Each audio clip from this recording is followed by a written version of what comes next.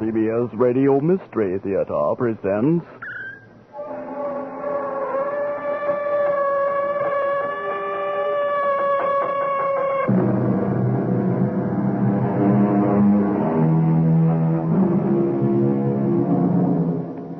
Come in. Welcome.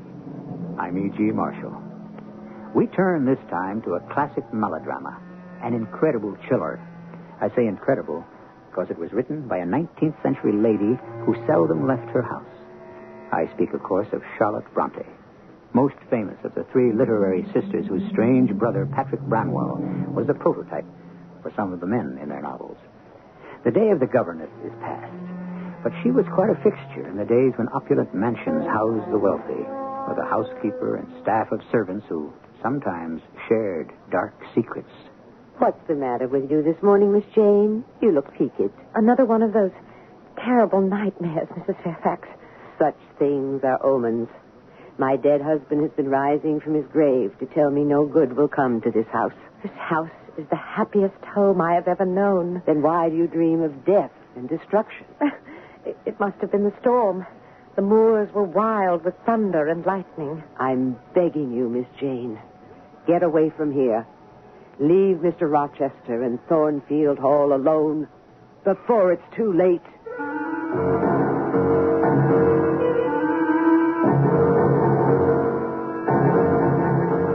Our mystery drama, Jane Eyre, has been adapted from the Charlotte Bronte classic especially for the Mystery Theater by Elizabeth Pennell and stars Patricia Elliott and Arnold Moss. It is sponsored in part by Contact, the 12-hour cold capsule, and Buick Motor Division. I'll be back shortly with Act One.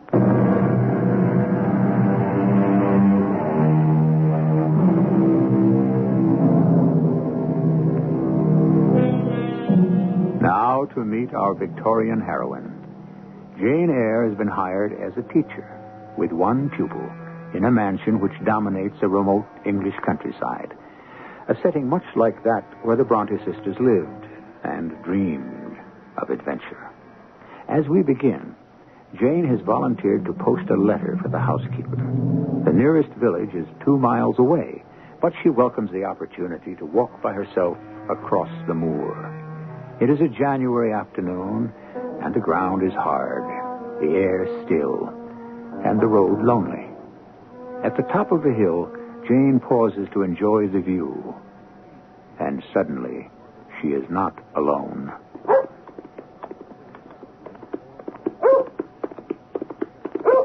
First the dog, and then a man on horseback, galloping furiously. I had not noticed the icy patch on the road, nor had the rider, until too late. With a slithering crash, horse and rider went down.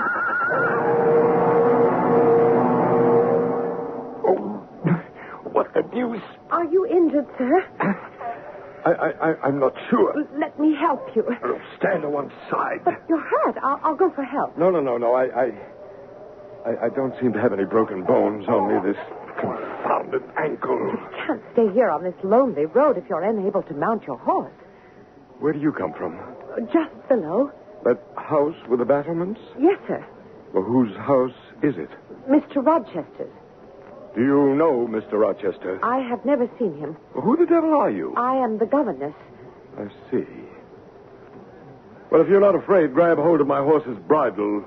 Lead him over here to me. I know little of horses. Now, come here. Let me lean on you. That will do. Now hand me my whip. Thank you. Come along, pilots. He rode off, and I continued down the road to the village by myself, wondering about this gruff stranger. For me, it had been quite an adventure, so I took my time getting back to the house. When I reached it, the housekeeper was in the entranceway. Pilot, hush up. Mrs. Fairfax, that dog. Yes, he came with his master. With whom? Mr. Rochester. He arrived shortly after you went to post the letter. That couldn't have been... Mr. Rochester has had an accident. His horse fell. His ankle is sprained. Did he ask about me? Miss Eyre, I have not yet had a chance to tell him about you. The surgeon has been sent for. Next day, I was summoned by Mrs. Fairfax to be presented to the master of the house. He was unmistakably the same dour personage I had already encountered. Sit down, Miss Eyre. I've examined Adele and find you've taken great pains with her. She is a pleasant child. I understand you've lived in my house for the past 3 months. And you came from... From Lowood School. Oh, yes. A charitable institution and a grim one, from all I've heard. How long were you there? 8 years. You must have a sturdy constitution. I welcomed the opportunity to get away. No doubt. Who are your parents? I have none. Or ever had, I suppose? I don't remember them. I was left as an orphan with an aunt who hated me. The Lowood School was a joy compared to her house. Any other relatives? I've heard of an uncle on my father's side, but I doubt if he knows I exist. He lives in Madeira. Who recommended that you come here? I advertised, and Mrs. Fairfax answered my advertisement. You have no friends, I presume. None but the pupils and teachers of Lowood. And now, those of you at Thornfield. Mm-hmm. You've lived the life of a nun. But I must say it has not broken your spirit. How old are you? 18. Old enough for some accomplishments. I saw some sketches in the schoolroom. Are there others? I have a portfolio. Send it to my room. And now I'm tired. You may go. It's true that I do not frighten easily, and I was content as the days went by to be left with my pupil or to wander alone through that enormous house. One day, I climbed through a trapdoor onto the roof. Oh, a fine place for sketching. As I started down the 3rd floor staircase, this dreadful sound sent me running. Mrs. Fairfax!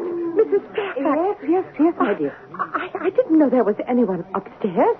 Why, there's not. That wing of the house is quite empty. But I heard someone laughing. Oh, such a terrible laugh. Oh, that. It must be Grace Poole. Grace Poole? One of the servants. She acts quite unbalanced at times. But where have you been? Mr. Rochester wants to see you.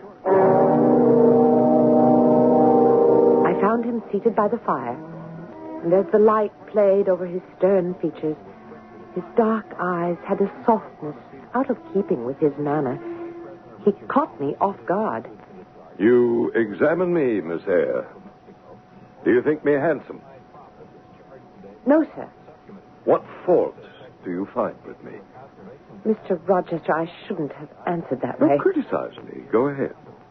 Does my forehead not please you? Do you think I'm a fool? Far from it. Well, you look puzzled. And a puzzled air keeps those searching eyes from studying my face. I'm feeling gregarious and communicative tonight. Talk to me. I have nothing to say. Well, then I'll make you say something. From your point of view, I'm sure I'd be judged a sinner. I do not make judgments. Oh, you would if you knew how I've wasted all my years. Why do you regret the past when there's a future to look forward to? I look forward to nothing but misery. But you have Adele and... Indeed. I rue the day I became encumbered with that brat. Well, then why did you make her your ward? I'm a victim of circumstance.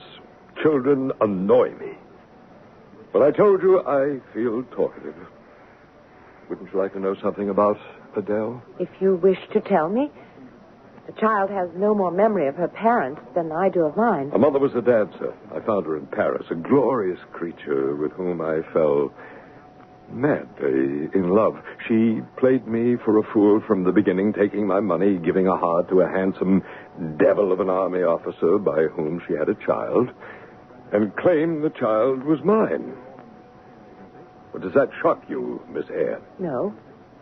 But if the child was not yours, why do you feel responsible? Because the infant was abandoned. Which proves that you are a man of compassion. Perhaps. But I have no feeling for that girl. The less I see of her, the better. And if you don't like my attitude, you're not compelled to stay here. Oh, now you have shocked me. Adele is a lonely little orphan, forsaken by her mother and disowned by you. Already she leans on me as a friend, and I will do my best to comfort her.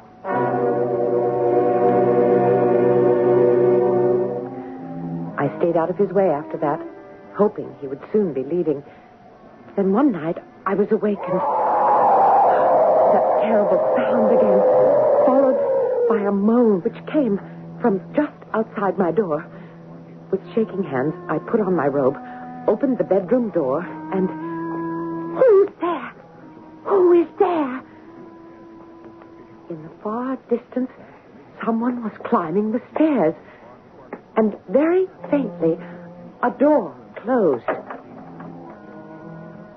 At my feet, on the matting of the floor, a candle burned in a low candlestick. I picked it up and walked along the corridor, drawn by the strong smell of smoke. A door, usually closed tight, was ajar. Mr. Rochester's bedroom, and the smoke was coming from there, billowing out and getting thicker. Mr. Rochester! Mr. Rochester! Wake up!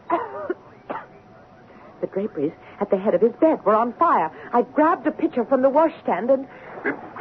What the devil? A fire, sir. Get up quickly. In the name of all the elves in Christendom, is that Jane Eyre? What have you done with me? Your bed was on fire. But what brought you to my bedroom? There was someone in the hallway. Someone who cried out and then went upstairs. I see. You said you saw no one but heard a cry. Yes, I thought it must be that Grace Poole. Exactly so. The unfortunate woman has nightmares.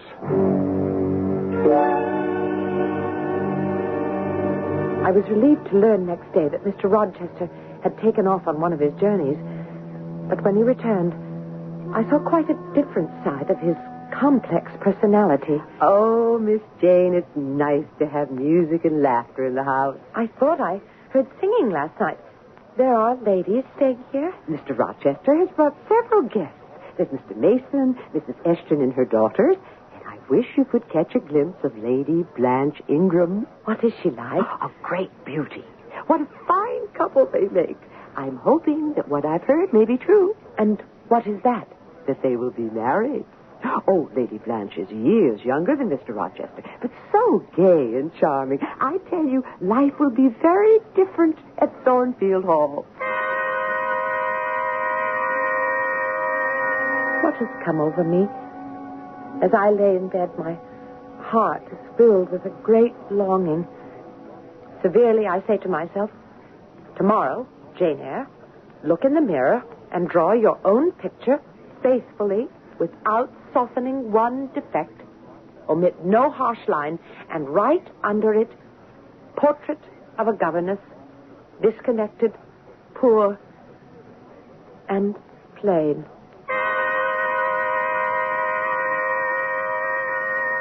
In due course, I was introduced to the ladies who ignored me and Adele so completely that it was easy to stay out of their way. Then one night, as I sat alone in my room, there was such a commotion that I opened the door. Mr. Mason needs help. Rochester, for heaven's sake, come back to your rooms, all of you. Except for you, Jane Eyre. What's happened? I need you. Come this way. Take my hand. It's dark going up the stairs. But, Mr. Rochester... I trust you don't turn sick at the sight of blood. I hope not, although I've never been tested. Steady now. Through this doorway. Could this be the disturbing Grace Poole at last? But I caught only the sight of a receding form, a woman in a gray sweater and long black dress.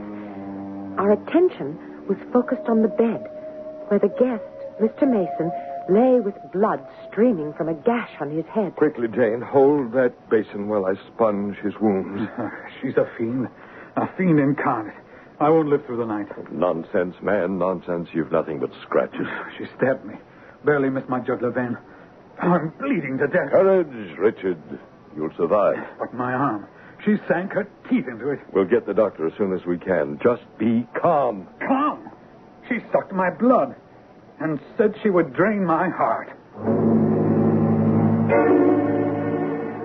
Surely after this murderous attack, Grace Poole would be removed from the household.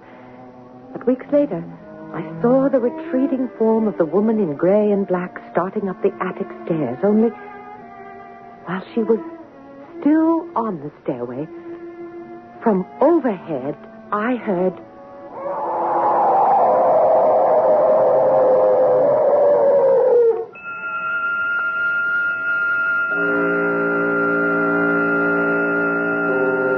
How's that for a chilling turn of events? The upper floors of Thornfield Hall appear to be occupied by demons, not the least of which is the murderous Grace Poole. Why would such a servant be left to roam the corridors? And what brings on a laugh which now seems to be disembodied? I assure you that more harrowing developments lie ahead. I'll be back shortly with Act 2.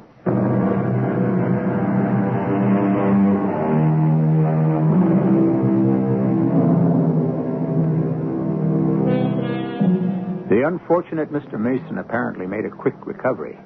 In any event, the guests all departed as suddenly as they had come. And so did Mr. Rochester. I don't think I'd like to spend a night at Thornfield Hall, much less be confined there without knowing what was going on. But Jane Eyre was used to being rebuffed when she asked questions. And in spite of her strange environment, she had never enjoyed such a life of ease. Her pupil, though not especially bright, was eager to learn, and Jane spent the rest of the time with her sketchpad and books in the library. Mr. Rochester has come home, Miss Jane. Oh? And it's all working out just the way I hoped it would. He is planning to marry. Will they be living here? Well, he can answer that himself. He has asked to see you out in the garden. Thornfield is a pleasant place in summer, isn't it, Jane? Oh, yes, sir. You've made yourself quite at home here. I assume you're somewhat attached to this house. Indeed, I am. And although I can't understand why you seem to have acquired a certain regard for that foolish child Adele and even for simple Dame Fairfax. In different ways, I have affection for them both. And you would be sorry to part with them? Yes. Pity. But that's the way it is. The time always comes when one must move on. But, sir, I'm very happy here. Yeah, well, that's the extraordinary thing. It'll make parting more difficult. You mean I must leave Thornfield? I'm sorry, but you're dismissed as of tonight. Is it because you are going to be married? Exactly so. Soon, sir? Very soon. But what about Adele? I'll send her away to school, and you must get a new situation. I will advertise immediately. But in the meantime, may I stay on until I have somewhere else to go? I hope to be a bridegroom in about a month. But I'll find employment for you. In fact, my would-be mother-in-law has already heard of a place where they need a governess in Ireland. That's a long way off, sir. From what? From England and from Thornfield and... Well? From you, sir. It's very interesting that you should say that, Jane. Because when we're alone as we are now, and I'm close to you, I have a queer feeling that I would miss you very much if you should go away. You will forget me very quickly. You spoke to me once of the future. What do you look forward to? Oh, I suppose in my hopeless dreams, I fancy myself as a mistress of my own school for girls. Oh, Jane. Behind that prim facade, you're fire and ice. You mustn't. Please, don't talk that way, sir. I wish you happiness in the course you have taken for your future. What course? Why, with the beautiful Miss Ingram, your bride. I have no bride. But you will have. Oh, yes, I will. And she is standing now right beside me. Mr. Rochester, please, let me go. I am offering you my hand, my heart, and a share of all my possessions. You are making a fool of me. And my only answer is to laugh in your face. I ask you to pass through life at my side, to be my second self and best companion. You have already made your choice, and I can take no more cruelty. Jane, I have no feeling for the beautiful Blanche no more than she has for me. Our affair is over. I came back to Thornfield to entreat you to accept me as a husband. If your feelings for me are real, I will be grateful and devoted. Grateful? Say it quickly. Say you'll marry me. Mr. Rochester, if you are sincere... Edward. My name is Edward. If you need an oath, I swear that I love you. Then, sir, I will marry you. That's not the way to accept my offer. Dear Edward. Everything had changed. I was no longer plain Jane Eyre. Of course, I had known from the first moment that Edward Rochester was a man above all others. But in my wildest dreams, I had never dared hope I could be the object of that affectionate heart he tried so hard to keep buried. I still felt insignificant and blushed when he offered to buy me a trousseau and talked about jewels. And a diamond necklace for my lady? Oh, no, sir, please, I can't accept But it. you're soon to be Jane Rochester, and that calls for finery for my beauty. Oh, please, Mr. Rochester. Who? Edward, don't call me things I am not. I am your plain, Quakerish governess. You have beauty after my own heart, delicate, ethereal. Oh, puny and insignificant, you mean. You are dreaming, or else... Oh, for pity's sake, don't sneer at me. I will dress my Jane in satin and lace. And for her wedding, her head shall be covered with a priceless veil. I was in a world of utter bliss until... What you and Mr. Rochester are about to do is wrong. We love one another. He is old enough to be your father. He's nothing like a father. And he looks so young. You know nothing of men. And no good can come from a union with a gentleman of his station and a lowly governess. I thought, Mrs. Fairfax, that you and I were friends. Miss Jane, you must leave Thornfield Hall before it's too late. But my Edward was more loving than ever, and I could put up with anything until... Dearest Jane, last night you were so radiant. Now, what's happened on your wedding day to make you look so pale? Last night, the most terrible nightmare of them all. My dearest Jane, you're nervous, that's natural. But soon your mind will be at ease. Only this time it was more than a nightmare. Something happened. Well, then tell me about it, although that little head of yours is apt to conjure up all sorts of But things. this was real. I knew that my door had opened, and a woman was standing in my bedroom. She held a candle and examined my wedding dress. Well, it must have been that stupid Mrs. Fairfax. No, not Mrs. Fairfax. A large woman with thick hair hanging down her back, in a white gown, or a sheet that looked like a shroud. Did you see her face? Not at first. Then she moved stealthily toward me, and the candlelight caught her features. Oh, hideous, savage, like a vampire. And as she leaned over me, I would have screamed in terror, except no sound would come. She blew out the flame and glided from the room. A most unsettling dream. But after tonight, Jane, you'll have no more, I assure you. But that's not all, sir. Well, surely you didn't attempt to go after her. I was so frightened, I believe I fainted. But when I woke, it was light. And oh, Mr. Rochester, my beautiful veil. It had been torn to shreds. My poor No, Jane. you see, sir, it wasn't a dream. No, I suspect the vindictive Grace Poole. Mrs. Fairfax would say it is an omen. You and I, Jane, know how to dispense with omens. And soon we will be far away from here. I'll take you to Spain. We'll tour the world. Come, my dear. This is the happiest day of our lives.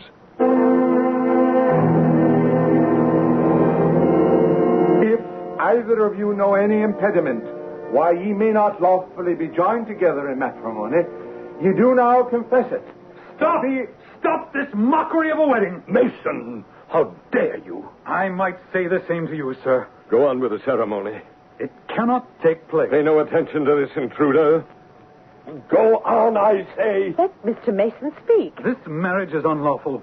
It must not be consummated. But why, Mr. Mason? Because Mr. Rochester is already married. He has a wife. Miss Jane, I warned you. I was trying to keep you from... You should have told the girl. Leave my innocent Jane out of this. How can I? Mason, I should knock your block off. You won't touch me, and you know it. I'm convinced the girl knows nothing, and I've already been in touch with her uncle. What do you know of my uncle? I made inquiries through my solicitor, and I've seen your uncle in Madeira. You've seen him? Then why hasn't he written to me? He's very ill. But thank heaven he sent me back here in time to stop the wedding. Mr. Mason, at the chapel, you accused Mr. Rochester of being... He was prepared to become a bigamist. He's right, Miss Jane. Oh, please, please, I don't understand. I thought she might be dead. But I found out last April that she was alive, all right. Who, Mr. Mason? My sister Bertha. Mr. Rochester's wife. No. No, this can't be. It's true, Jane. If you can call such perversity the truth. But, Mr. Rochester, you cannot be married. Bertha Mason is mad, and she came of a mad family. There may be something in what you say. Yet the law decrees that an incompetent wife must be protected. The law? For 15 years, I've done my duty. And for 12 years, she's been no wife to me. Yet the bonds of marriage are sacred. I would move heaven and earth to keep my treasured Jane from learning how low one can sink in deprivation.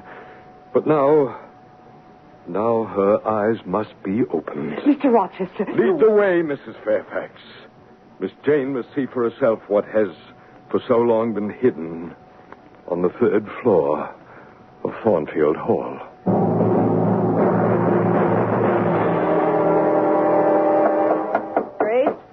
Grace Poole, unlock the door. Go in first, Mason. Sometimes she responds to you. What if she responds the way she did last time? Go on, you coward. She's with her nurse. Watch her, Grace. She's not to be trusted. Oh, it is.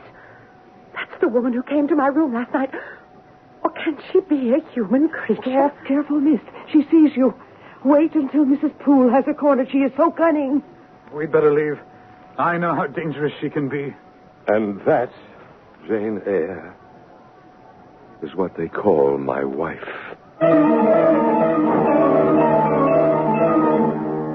Now we know the secret of that ghostly 3rd floor of Thornfield Hall. Picture, if you will, the scene Jane Eyre was forced to witness. The door was unlocked by the stolid Grace Poole, a somber matron, gray and black. But behind her, groveling on all fours, a wild creature with long hair hanging over her face, like some fearful beast of the jungle. We will mercifully close the door before continuing presently with Act 3.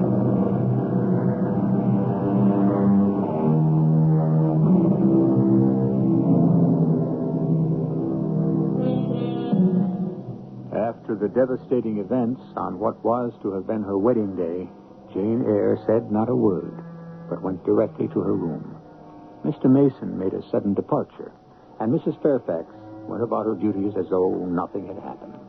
No one came to comfort the heartbroken Jane. And Rochester, he sat on a chair outside Jane's door while the hours passed in deathly silence. I've been waiting here since yesterday. And what, may I ask, are you waiting for? For your tears. Grief and anger cannot be bottled up without destroying the soul. I am way beyond tears. And so am I, my dear. Remorse is the poison of life. Berate me. Tell me what you think of me now. I feel nothing but sorrow for you and that creature up there. But you have not heard my story. Nothing has been real in my life until I met you. And now you would make me the victim. No, never, Jane, never. This time there was to be a future for both of us. How can you say that when you... When I was in my 20s, my father sent me to Jamaica. His business was not going well. And he and my brother made a deal with importers named Mason. A deal for you to marry? Well, I didn't know that was part of the contract. No one told me that £30,000 was paid for their daughter to marry an Englishman. But you saw her. You must... All I saw was an untamed island girl who charmed me with her caresses. How could you? She was a handsome woman then, Jane. Now, how was I to know that if it were not for me, she would be sent to the asylum where her mother was, or locked up in prison for some of these things that she had done? But you lived with her. Yes, I spent 4 years of hell trying to get medical help, but our case was hopeless. And when my brother and father died, I was left with Thornfield Hall and no one outside this house, except the doctor and Richard Mason, knew of her existence. And that's why you're seldom here. I cannot stand the solitude. Nothing has had any meaning, nothing, until you came, Jane. And now I must leave you. No, you can't. I'll take you anywhere you want to go. Do anything you say. Then let me go in peace.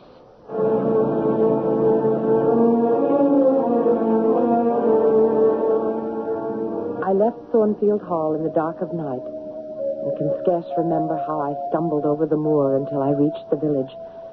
It was almost dawn when I found a sleepy man with a carriage. I showed him what money I had and asked him to take me as far as it would go. He put me off at Whitcross. You want a room at this hour of the morning? No, I'm looking for employment. No one needed here. Do you know any place in the neighborhood where a servant is needed? I can't say, but I doubt it. What do most people do in this place? Some are farm laborers. Some work at the needle factory and the foundry. Do they employ women? Nay, it's men's work. But then what do the women do? We're poor folk, Mum. And poor folk get along as best they can. Where can I get some food? Well, bed and board right on the premises if you can pay the price. But I can't. Well, then it's off with you. But where can I go? There's the Reverend Rivers out at Moorhouse. How do I get there? Take the road going that way, but it's a long walk. The walk was endless, and a storm had come up. I pulled my thin coat around me. I was soaked to the skin. At last, a prison-like structure rose through the mist, and before I could reach the knocker, I collapsed on the doorstep. Well, young lady, you've finally come around. This is Moorhouse? Yes, and I'm St. John Rivers. And now you must tell me your name and how I can get in touch with your family. My name is Jane Eyre, but I have no family. No relatives at all? An uncle. If you will give me pen and paper, I will write to him. Where does he live? In Madeira. Oh, that's far away. Give me the name of someone nearby who can come and fetch you. There's no one. Please, Mr. Rivers, you must help me.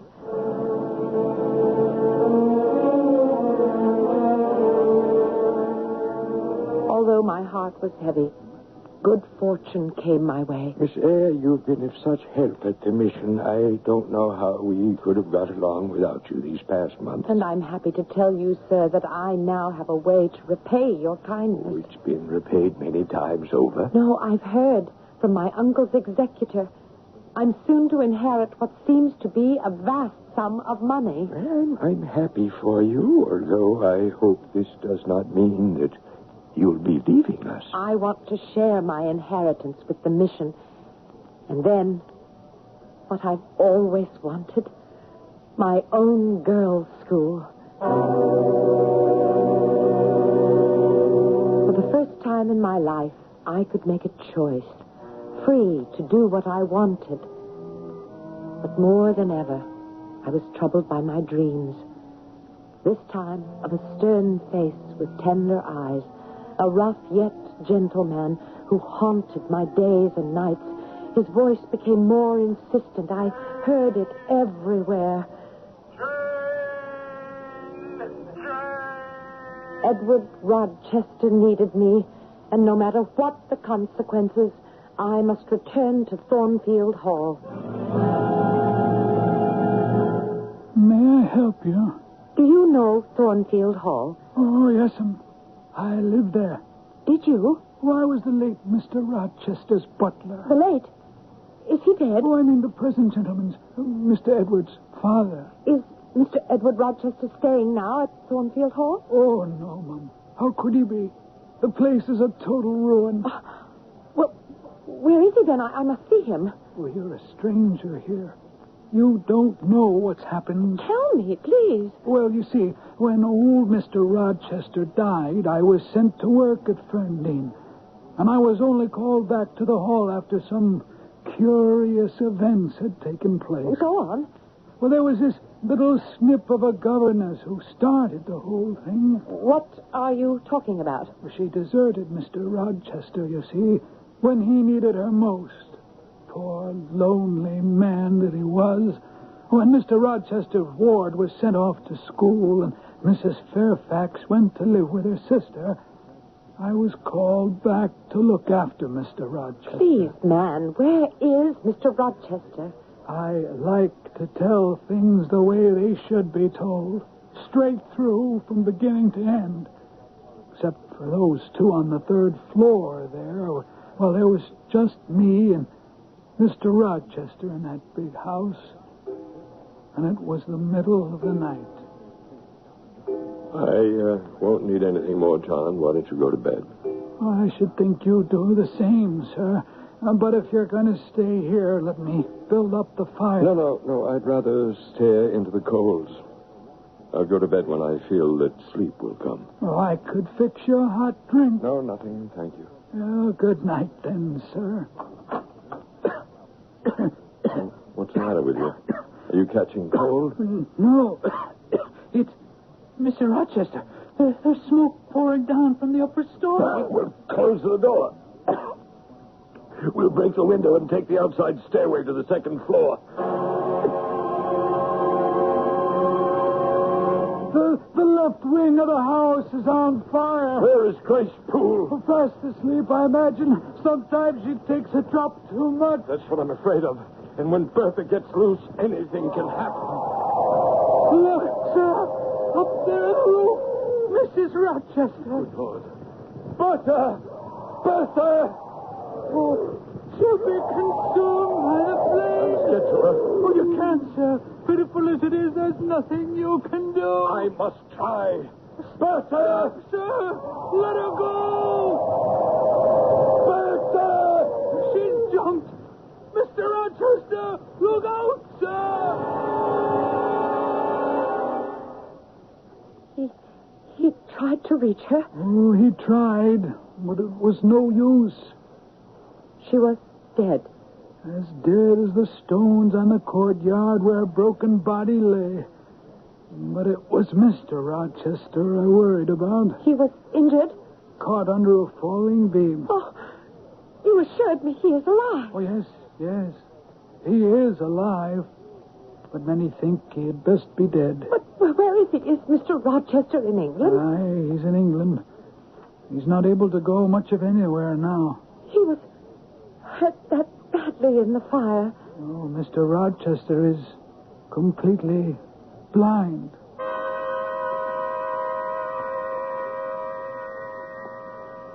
I will pay you well to take me to this place where Mr. Rochester is staying. Ferndean, oh, I don't mind driving there. My sister works for Mr. Rochester, but, I doubt that he'll let anyone in the house. You must persuade your sister to let me see him.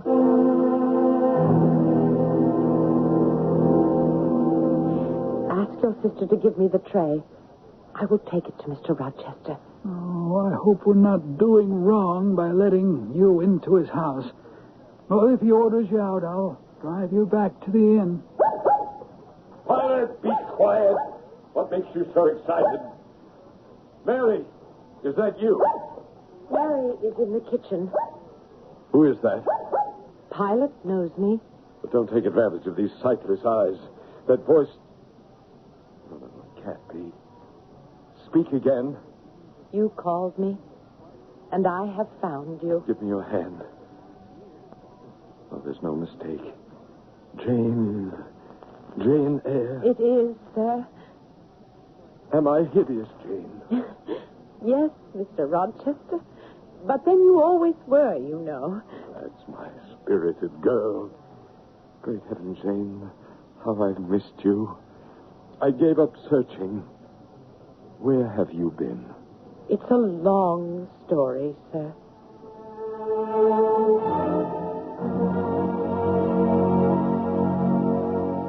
So you have found your independence. Would that I had found mine. It is not what I expected. Your own school, or off to India with your missionary. Which will you do? Why, neither, sir. If you will let me stay and nurse you. Oh, Jane, a nurse could never bind my wounds. What I need, I can no longer ask of my one true love. Try me. Not only these sightless eyes, but also this stump of a hand. The fire was her revenge, Jane. No more talking about the past. In spite of my infirmities, I don't need a nurse. I want a wife. Ask me one more time, Mr. Rochester. Edward, Jane, Edward. Our roles have changed, and you are now my master. We are two sides of the same coin, Mr. Rochester, and no one can split it in two.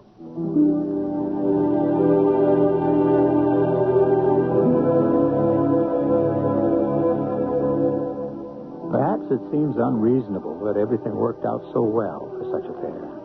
But that's the way Miss Bronte wrote the story.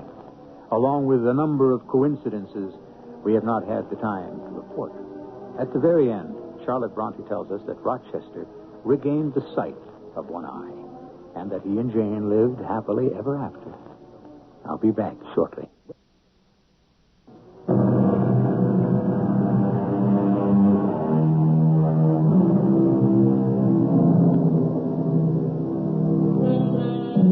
The Gothic novel was very popular in the 19th century, and it's back in style today. Women writers are still leading the field, just as they did in the Brontes' day. There seems to be renewed interest in ghostly mansions, orphan girls, and bold men, both dashing heroes and those with evil intent. I hope you agree that such fare makes good listening. Our cast included Patricia Elliott, Arnold Moss, Lloyd Batista, and Anne Petoniak. The entire production was under the direction of Hyman Brown. This is E.G. Marshall inviting you to return to our Mystery Theater for another adventure in the macabre. Until next time, pleasant dreams.